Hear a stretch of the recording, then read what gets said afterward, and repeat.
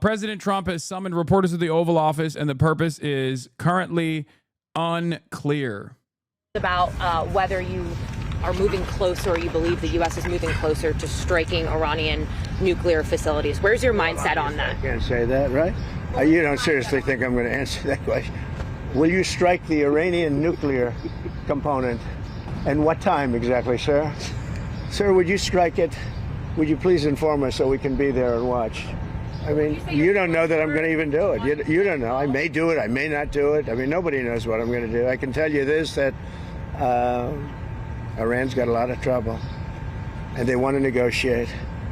And I said, why didn't you negotiate with me before? All this death and destruction. Why didn't you negotiate? I said to the people, why didn't you negotiate with me 2 weeks ago? You could have done fine. You would have had a country. It's very sad to watch this. I mean, I've never seen anything like it. It's so, everyone thought it was going to be the reverse. I didn't think so. And I was telling them, you gotta do something. You gotta negotiate. And at the end, last minute, they said, no, we're not going to do that, and they got hit. Remember 60 days, and then came the 60. 61 is going to become a very famous number. That was one hell of a hit. That first hit, that was one hell of a hit. Not sustainable, to be honest. That's where it ended. It ended on the first night. Yes. Is it too late, though? Do you think it's too late to now? Really, nothing's too late. The only thing too late is Powell. Powell's too late. Too late, Powell. Have the Iranians reached out to you, Mr. President? What? Have the Iranians reached out to you? Yes. And what did you say? I said it's very late. What? I said it's very late. Okay. So it's too late to apologize. It's too late to do a deal, but also they should do a deal. But also I might strike them. But also I might not strike them. Who knows? To be talking. We may meet. By the way, the backdrop of this, of course, is the two big, beautiful poles.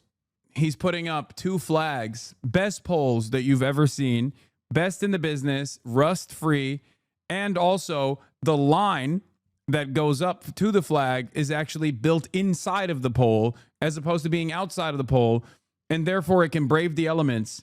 Okay, a huge announcement. A huge announcement coming from Donald Trump on the Juventus? What do you think? Think a woman could make the team? General managers, what do you think? Trump accepts French ambassador during diplomatic ceremony at the White House. You do have, right? But they should be playing with women, right? It's one of those things. One of those things. See, they're very diplomatic. As you're making your decision on Iran, obviously there's been a change from when you were pursuing a diplomatic negotiation. Yeah. Now you seem very open to the idea of potentially taking U.S. action. Obviously, you're not going to tell us that. Can you walk us through what contributed to that change, how you got to where you are in making your decision now? Well, I think it started the first night. I mean, that first night was devastating. And it really knocked the one side off, as you know. It was a devastating evening, day. And it's pretty much proceeded that way. I have a meeting in the war room in a little while, situation room, as some people call it. So we're going to meet. We're going to see. We're in the midst of it. It's a terrible thing. I hate to see it. I hate to see all that death, so much death and destruction. But death primarily is what I hate to see. Does that mean you haven't made a decision yet on what to do? I have ideas as to what to do, but I haven't made a final. I like to make the final decision 1 second before it's due, because things change. I mean, especially with war, things change with war. It can go from one extreme to the other. War is very bad. There was no reason for this to be a war. Very bad. No reason war for is Russia, very Ukraine. bad. Things can change. A lot of wars there was no reason for. You look right up there. I don't know. See the Declaration of Independence, and I say, I wonder if the Civil War. It always seemed to me maybe that could have been solved without losing 600,000 plus people. So a lot of, it's very sad to see. It's very sad to see what's happening. But with that being said, I would say right now, Israel, from the standpoint of winning a war, is doing pretty well. Yeah, please. Mr. President, in your meeting today with the Chief of Staff of the Pakistani Army, did you talk about Iran? Did that come up? Is there anything you can share from that meeting? Yeah. Well, they know Iran very well, better than most. And they're not happy about anything. It's not that they're bad with Israel. They know them both, actually, but they probably maybe They know Iran better, but they see what's going on, and he agreed with me. The reason I had him here, I wanted to thank him for not going into the war, just ending the war, and I want to thank, as you know, Prime Minister Modi just left, just a little while ago, just left, and we're working a trade deal with India, we're working a trade deal with Pakistan, and they were both here. But I was with Modi a few weeks ago. He was here actually, but now we speak to him, and I'm so happy. There was a deal that two smart people, plus they have people on their staff too, but two very smart people decided not to keep going with that war. That could have been a nuclear war. Those are two nuclear powers, big ones, big nuclear powers, and they decided that. So I was honored to meet him today. And if I can, on FIFA, sir, and for anyone who may want to answer, how has the travel bans from certain countries affected fans maybe coming in for the games, or is that not a consideration? Johnny, go ahead. Yeah, no, it's not a concern for us. For the games now in the Club World Cup, everything has been done in a very smooth way. We have an excellent collaboration, of course, with the president, but with the task force in particular.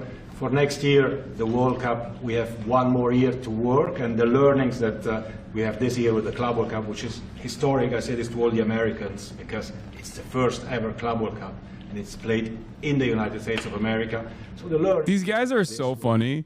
This is so FIFA, by the way. FIFA, I feel like at this point, only conducts its global events in countries that are dictatorships, okay? It's always a country that wants to engage in sports washing because they're doing untold amounts of unprecedented violence and also engaging in like autocracy and just like destroying their domestic population.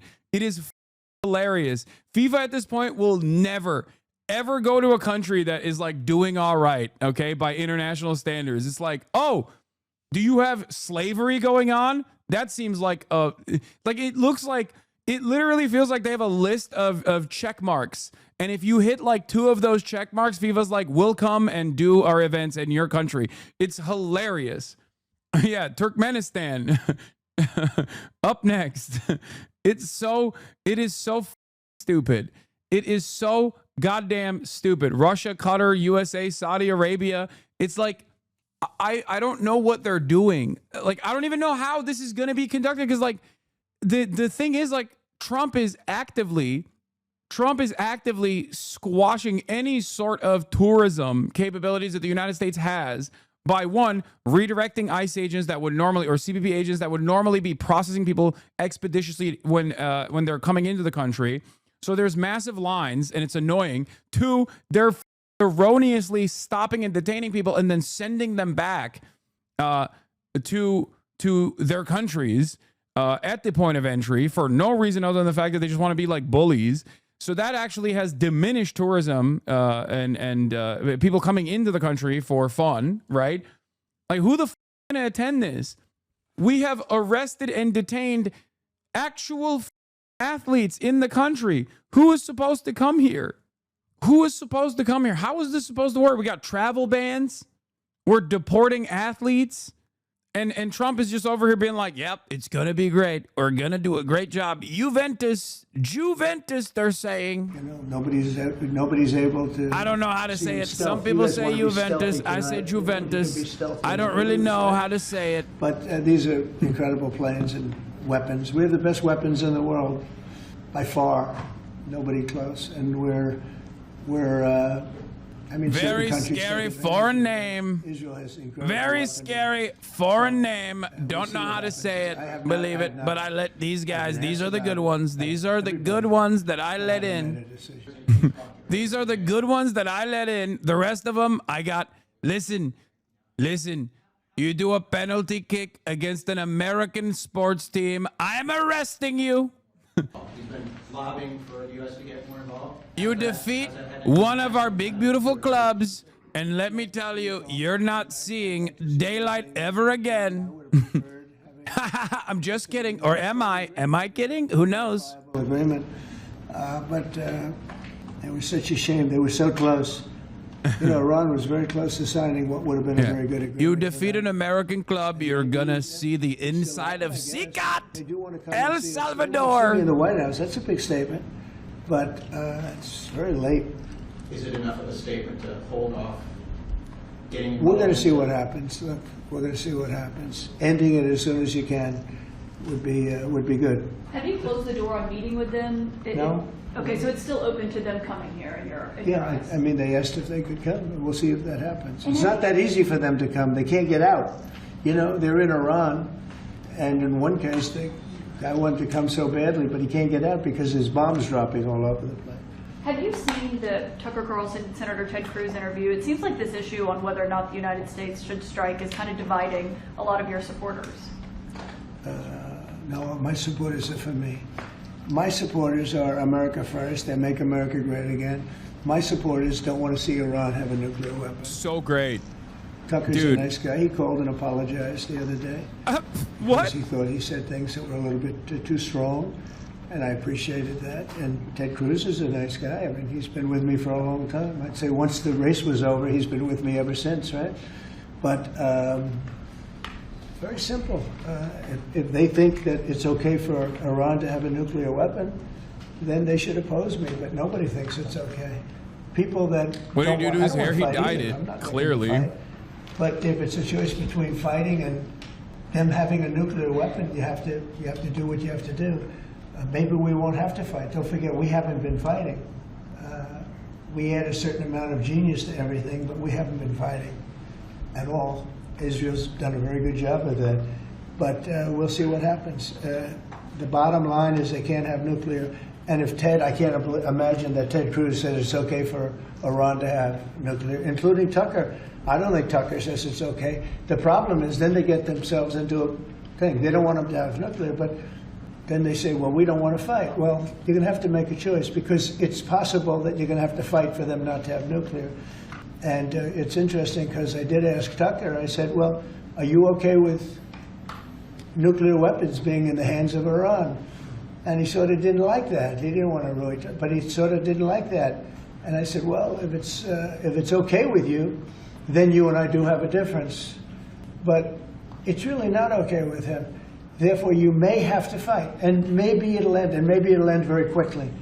But there's no way that you can allow, whether you have to fight or not, you can allow Iran to have a nuclear weapon because the entire world will blow up. I'm not going to let that happen. Mr. President, I'm wondering, you had a bit of a row with President Emmanuel Macron of France the other day, the G7 it sounded like. He's a nice guy. Look, he said I was going back home to make a ceasefire. Not a ceasefire. We're long beyond ceasefire. And I said, why do you say that? Why would you say ceasefire? It's a bad term to use. Because Yeah, a we ceasefire hate it. means We like hate everything's going ceasefires. swimmingly. We'll take a little time. Very bad term. Very bad term to use. We're looking for a total, We like more complete fire. victory. Macron, Again, he doesn't you know know what the about victory it, is. but we like No more nuclear fire, no weapons. ceasing of the fire. Mr. President, So I thought it was a very badly worded You're in the statement USA, by him, complaining and in the obviously USA and supporting Iran with all the freedom of expression in the world, while in Iran you can't even complain about Iran without being punished. Incredible, isn't it? That's capitalism for you. Literally has nothing to do with capitalism. Do you think Iran is socialist, you moron? That's number one. Number two, of course I'm complaining that all of the tax dollars that we pay directly goes to defending this belligerent, ethno-supremacist, psychotic, religious ethno-state that is blowing up children at a rapid clip. And then we, instead of fixing our ISPs, instead of fixing our goddamn infrastructure, instead of fixing our roads, instead of fixing our healthcare system, instead of fixing our housing crisis, we're spending all of our money in weapons that we create to defend Israel. We send those weapons to Israel. Israel gets to have social safety nets, and your dumb ass turns around and goes, "Oh, America first." Like, don't you love America? You get to be thankful that you get to at least criticize it, while simultaneously you're saying, "I don't like your criticism. I don't like your criticism. Maybe you should shut the fuck up." Are you even an American? Because every single dumb fuck that says this is actually a LARPing Eurocuck who literally is a right-wing European cuckold who wishes that they were a MAGA American half the goddamn time. Are you even American? Because you don't sound like it. Get the fuck out of my country, bitch. You should be thankful that America's spending all of its endless wealth and endless bounty in defense of a psychotic religious fundamentalist foreign state that is like blowing up children with our weapons, and then with our tax dollars going to defend the repercussions of blowing up children all over the region. How ridiculous. There's nothing funnier, to me at least, than seeing a European America LARPer, like a European America First LARPer, not recognizing that the America First policies, like blowing up global trade, is unironically harming European interests way harder than ever before. All of your leadership is servile to American interests. They come here, they know that they're more intelligent than Donald Trump, but they still have to genuflect. They still have to kiss the ring. And you just go, nah, that's actually based. Some of you have not actually evolved from the serfdom mindset that you have. It's just that instead of a direct monarch, an inbred monarch that rules over you, now the inbred monarch is all the way here in America. Just as stupid, just as entitled, and you love that shit. You demand more of it. It's so stupid. Hasan, low-key dumb. Why do these guys never actually say what the problem is, instead of just simply saying, oh, this guy's just dumb, guys, don't listen to him? Tell me why. Trump is very unpopular in Europe, I know, except for the fact that all of European leadership still genuflects to his demands. His wishes are their commands. And not only that, but also I'm talking specifically about the right-wing Eurocucks who come in here and LARP as though they're like First Amendment auditors in America. At least you have some semblance of social safety nets in Europe. You should probably be actively defending them, you know? I'm not talking about the Europeans that obviously have understandable resentment towards Donald Trump for a multitude of different valid reasons. I'm talking about the dumb fucks who are right-wing and LARP as American hogs, even though they live in Europe. President Trump has summoned reporters to the Oval Office. We know why he did that. He wanted to flex. Okay. Getting back to this. It's I don't know. There's a big difference between now and a week ago, right? Big difference. President, you said we may meet. Is this about Vance and with Trump possibly going to talk? Look, it's about anybody. They even suggested they come to the White House. It's a big difference. Yeah, but they've suggested that they come to the White House. That's, courageous, but, it's like not easy for them to do. But they suggest, because I can't go now because of what's going on. I had to come back early from the G7, which was terrific, by the way, in Canada. Really terrific. Good people. Is there a possibility of next week or sooner that these? Well, I don't know how much longer it's going to go on. I mean, they're totally defenseless. They have no air defense whatsoever. We've totally captured.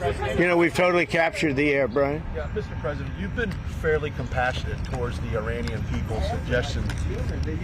I know a lot of people from Iran, from New York, from Washington, mostly from New York. They're incredible people. They're smart. They're energetic. They can be difficult, but so can you. No, they're great people. Smart people. And those people are getting the hell beat out of them now. And it's really a shame. It's so stupid. It's so stupid. It's another one, Russia, Ukraine is so stupid. Would have never happened if I was president. You guys agree with that, right? Would have never happened if I was president. You're currently president and it's still happening. And we've seen how you've tried to quote unquote deal with it. Don't ask the hard hat wearers behind you what their opinion on the matter is. It is irrelevant. We know, we can see with our eyes how you have dealt with this so far. This is Brandonization through and through, by the way. I'm not even kidding. He's going full Brandon. Iran officially denies they want a White House meeting. Here is Amichai Stein from I-24, contributor to Jerusalem Post, saying, exclusive after Trump threats, the Iranian message to the U.S. via mediators. Today, the Iranians conveyed a message to the Qataris who, together with the Omanis, tried to mediate for a ceasefire, saying, we are willing to talk in order to reach an agreement with the U.S., but Israel needs to calm things down, according to a source with knowledge who spoke with the Jerusalem Post. Iran said, the Iranian mission to the UN said, no Iranian official has ever asked to grovel at the gates of the White House. The only thing more despicable than his lies is a cowardly threat to take out Iran's supreme leader. Iran does not negotiate under duress, shall not accept peace under duress, and certainly not with a has-been warmonger clinging to relevance. Iran shall respond to any threat with a counter threat and to any action with reciprocal measures. To what extent do you think the strikes on Iran coincided with the anti-Israel genocide sentiment reaching an all-time high? Seems like something Israel has wanted to do for ages. I don't think Israel I mean, Israel certainly keeps a close watch on Western attitudes, for sure, like the Israeli state does. Having said that, this is more so the last possible option, the last possible chance Israel had to strike Iran and to kickstart the final process of of doing regime change in Iran. That's what I think. That's my assessment of the situation.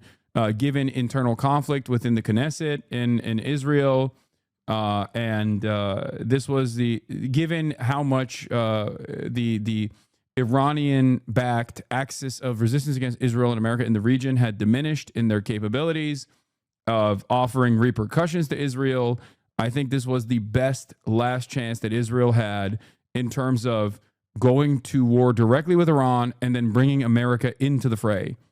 It's not necessarily because they were worried about the way that people are perceiving Israel's genocide in Gaza and the negative statements that European leaders are finally making about it. I don't think that is a part of the calculation, or it's not something that it's not something that would cause them, it's not enough alone for them to be motivated into springing into action. President.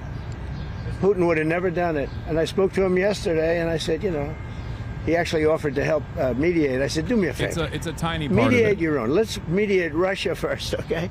I said, Vladimir, let's mediate Russia first. You can worry about this later. But I think that's going to work out too. But it's so many people have been killed.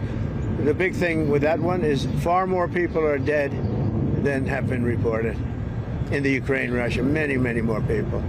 A building falls down, they say nobody was hurt. It's like ridiculous. Why should not deportation? Unconditional surrender. Two very simple words. Very simple. Unconditional. He's saying Ukraine is lying about their casualty reports, which is, again, could possibly be true, but also still crazy for him to just actively undermine. He would never do this for Israel, okay? Remember, Ukraine is our proxy against Russia. Russia is the foreign adversary here. Russia also happens to be the party that is engaging in the wrongful act of invading a sovereign nation. Russia is the party that is engaging in irredentist action in this circumstance. And he literally will still find every opportunity to on our proxy instead of trying to find a reasonable solution. Whereas when it comes to Israel, no matter how much Israel does insane he's always on board. He will always defend Israel. It's crazy. Surrender. That means I've had it. Okay, I've had it. I give up. No more. Then we go blow up all the all the nuclear stuff that's all over the place there. No, they had bad intentions. For 40 years they've been saying death to America, death to Israel, death to anybody else that they didn't like. They were bullies. They were schoolyard bullies. And now they're not bullies anymore, but we'll see what happens. Look, nothing's finished until it's finished. War is very complex. A lot of bad things can happen. A lot of turns are made. So I don't know. I wouldn't say that we won anything yet. I would say that we sure as hell made a lot of progress. And we'll see. The next week is going to be very big. Maybe less than a week. Maybe less. But is there anybody here that said it would be okay to have a hostile, very, zealots really, but to have a hostile country have a nuclear weapon that could destroy. By the way, 24 hours ago, he said he wants to kill Khamenei, the Iranian leader. 24 hours ago, he's like, I can't believe they're bullies. They say death to America, death to Israel. It's up. We got to bully them harder. He's like, bro, you literally spelled out that you're going to assassinate a foreign leader of a foreign adversary. What is that? Destroy 25 miles, but much more than that. Could destroy other nations just by the breeze blowing the dust. That dust blows to other nations and they get decimated. This is just not a threat you can have. And we've been threatened by Iran for many years. You know, if you go back and look at my history, if you go back 15 years, I was saying we cannot let Iran get a nuclear weapon. I've been saying it for a long In time. parentheses, I mean kill. it more now than I ever meant it. Yeah. What did we learn, Well, if anything? Is it possible he's being blackmailed by both Russia and Israel? No, dude. What? Donald Trump doesn't need to be blackmailed to be pro-Israel. He already is getting openly $100+ million from Miriam Adelson. That's it. He's also ideologically against Iran and ideologically pro-Israel, not to the same severity or the same degree as like Joe Biden was, but still, this is American foreign policy in perpetuity, part because of Orientalist framework and part because of our overarching interest in the region. You don't need blackmail to cause Donald Trump to behave this way. the main thing that struck me was the way that the president was talking about Iran's reaction is polar opposite to what we have been hearing from Iran itself. Donald Trump saying that they are asking for negotiations, that Iran has... Also, blackmail only works if you have the capacity to feel shame. Okay? Blackmail only works if you have the capacity to feel shame, or if you can even experience repercussions from your base if outed. Donald Trump could be outed as a pedophile and his base would be like, oh, actually, it's quite nice that he's going after the young ones. I promise you, there is nothing that his most loyal fan base will say is a bridge too far. It can diminish his support within his base, okay, for sure. But I promise you, I mean, half of his base of support, the psycho evangelicals are pedophiles themselves. How many? Every other week, there is another like Christian family group operative that is outed as a sex offender that is like trying to children or jerking off in a school, jerking off outside of a kindergarten or whatever. Like, there are so many Republicans that are themselves openly pedophilic, defending child marriages on the principle. You know, it does not matter. You can't blackmail a person who is this shameless, who has this much of a cult backing him. Just like Hegseth, the DOD Secretary of Defense, was unblackmailable, even though we found out that he raped someone and is a massive alcoholic. And under normal circumstances, that's supposed to be, it's supposed to be over. You can't get any security clearance if you are that open to getting honeypotted or blackmailed. But it doesn't matter because people don't care. Okay, people don't give a shit. Blackmail only works if people care about the revelations. Look at Pete Hegseth. He is airtight, despite all of the understandable criticisms that were launched against him.